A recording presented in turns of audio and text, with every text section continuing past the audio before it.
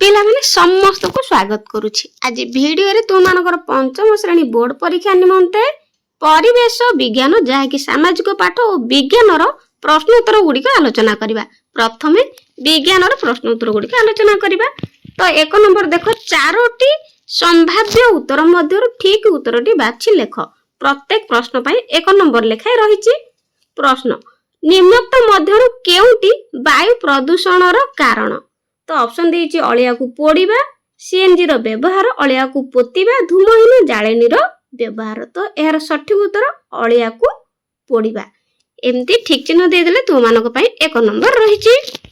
ତାପରେ ପରବର୍ତ୍ତୀ ପ୍ରଶ୍ନ, ଗାଡ଼ି ମଟର ଯାତାୟାତ କରି ଧୂଳି ଉଡ଼ିଲେ ବାୟୁମଣ୍ଡଳରେ ଡ୍ୟାସ୍ ପରିମାଣ ବୃଦ୍ଧି ପାଏ। ଅପସନ ଜଳୀୟ ବାଷ୍ପ, ଅମ୍ଳଜାନ, ଧୂଳିକଣା, ଯବକ୍ଷାରଜାନ। ତ ଏହାର ସଠିକ ଉତ୍ତର ଧୂଳିକଣା।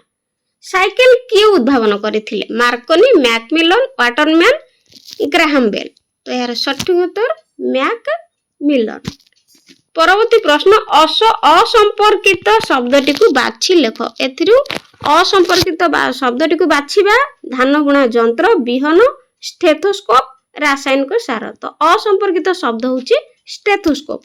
2 ନମ୍ବର, ଶୂନ୍ୟ ସ୍ଥାନ ପୂରଣ କର। ତ କାର୍ଯ୍ୟ ପାଇଁ ଡ୍ୟାସ୍ ଆବଶ୍ୟକ। ତ କାର୍ଯ୍ୟ ପାଇଁ ଶକ୍ତି ଆବଶ୍ୟକ। ସେଭଳି ଦୁର୍ଘଟଣା ଯୋଗୁଁ ଶରୀରର କୌଣସି ଅଙ୍ଗର ଆକୃତି ବଦଳିଗଲେ ଡ୍ୟାସ୍ ଦ୍ୱାରା ତାହା ଠିକ ହୋଇପାରୁଛି। ତ ତାହା ପ୍ଲାଷ୍ଟିକ ସର୍ଜରୀ ଦ୍ୱାରା ଠିକ ହୋଇପାରୁଛି।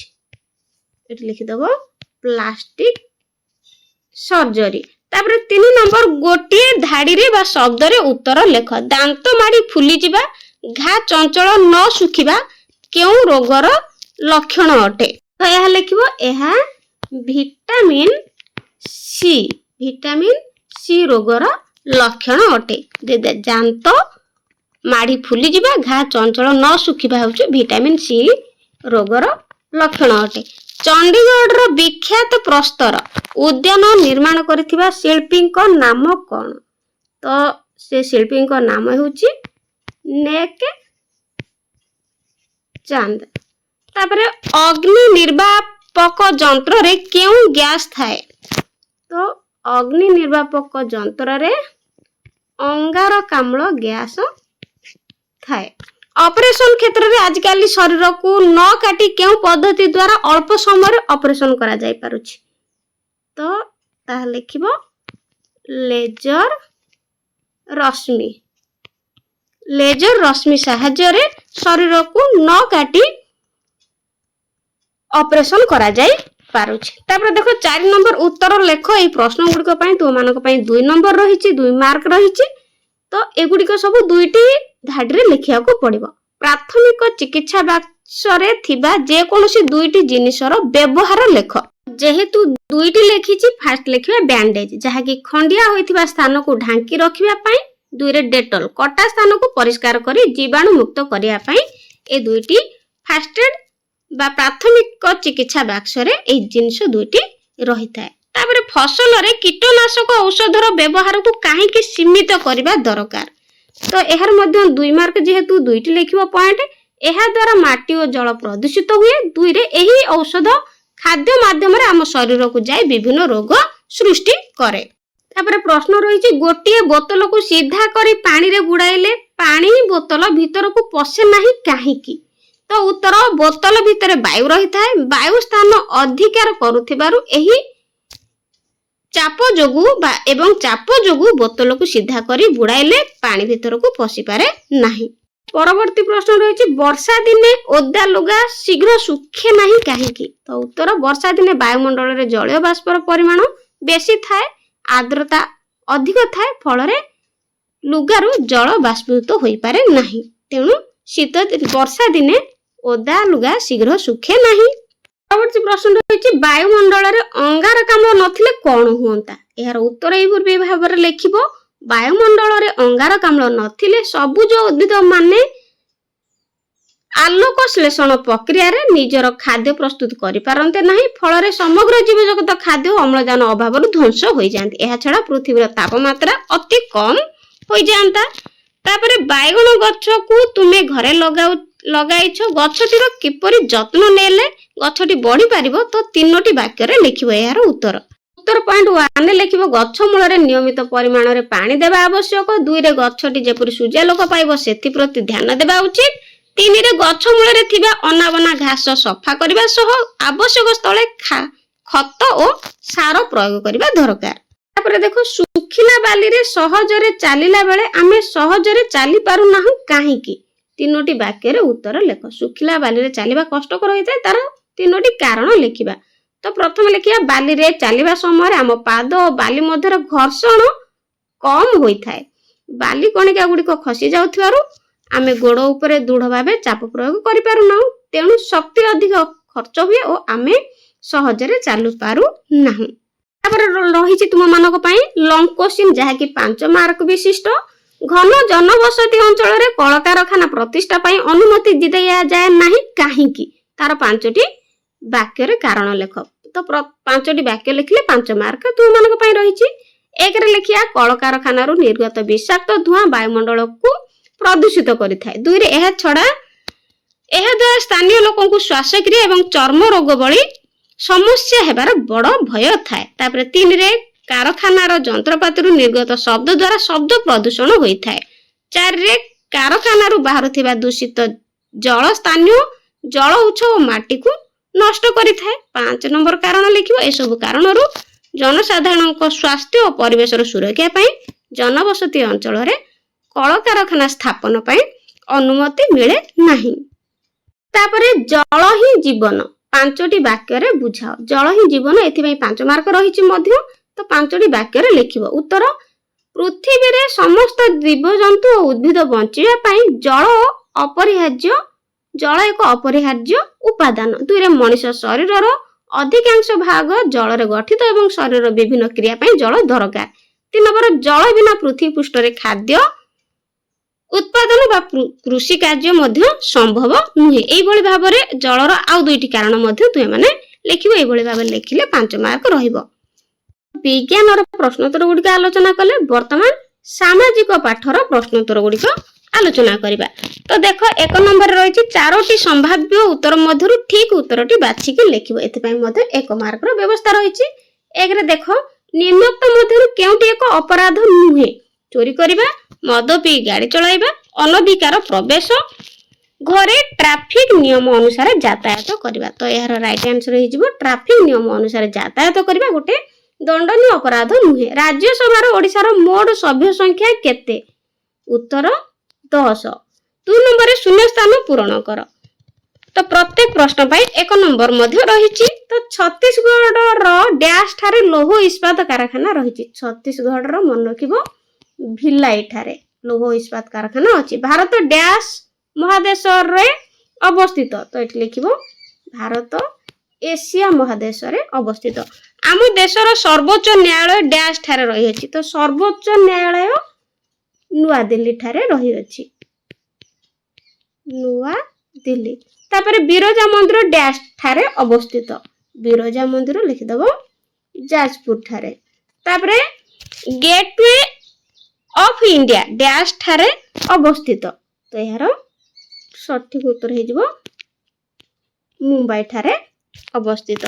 3 ନମ୍ବର ପ୍ରଥମ ଯୋଡିର ସମ୍ପର୍କ ଦେଖି ଦ୍ୱିତୀୟ ଯୋଡିର ଶୂନ୍ୟ ସ୍ଥାନ ପୂରଣ କର। ଦେଖ ଯେମିତି ଲେଖିଛି ଗୋଦାବରୀ ନଦୀ ହଉଛି ବଙ୍ଗୋପସାଗର। ତ ସେଇଭଳି ନର୍ମଦା ନଦୀ ଲେଖିଦବ ଆରବ ସାଗର। ନର୍ମଦା ନଦୀ ହଉଛି ଆରବ ସାଗର। ମିଜୋରାମ ହଉଛି ମିଜୋ, ଆସାମ ହଉଛି ଲେଖିଦବ ଅସମିଆ। ତାପରେ 4 ନମ୍ବର ଗୋଟିଏ ଧାଡିରେ ବା ଶବ୍ଦରେ ଉତ୍ତର ଲେଖ। ପ୍ରତ୍ୟେକ ପ୍ରଶ୍ନ ପାଇଁ 1 ନମ୍ବର ରହିଛି। ପ୍ରଶ୍ନ ଦେଶର ବିଭିନ୍ନ ରାଜ୍ୟର ରାଜଧାନୀ ମୁଖ୍ୟ ସହର ଓ ବନ୍ଦର ମଧ୍ୟରେ କେଉଁ ରାଜପଥ ସଂଯୋଗ ସ୍ଥାପନ କରିଥାଏ? ତ ଏହାର ଉତ୍ତର କରିବା।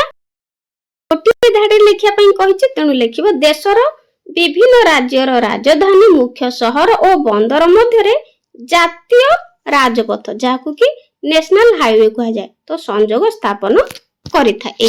ଏମିତି ଲେଖିଦବ ଗୋଟେ ସେଣ୍ଟେନ୍ସ। ତ 1 ମାର୍କ ସେଥିପାଇଁ ରହିଛି।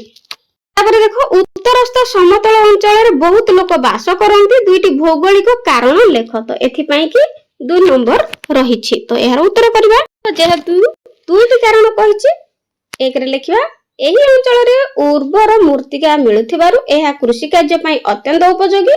दुईरे एठारे गमनागमन और यातायात पई समतल भूमि थिबारु सुविधाजनक होइथाय।